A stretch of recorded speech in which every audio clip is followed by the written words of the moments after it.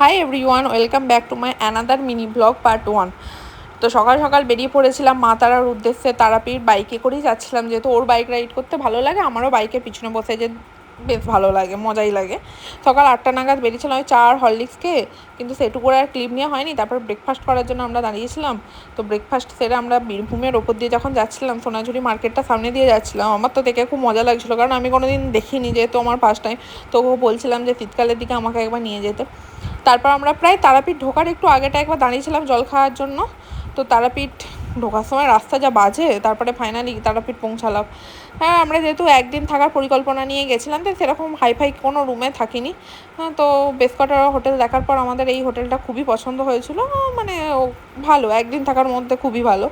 তো আমার শরীরটা একটু খারাপ করার জন্য আমি একটু রেস্ট নিলাম, তারপরে লাঞ্চ করতে বেরিয়ে পড়েছিলাম, কিন্তু সেখানে বসে লাঞ্চ না সেরে বাড়িতে রুমে পার্সেল করে নিয়ে চলে এলাম। তো বাকিটা নেক্সট পার্টের জন্য।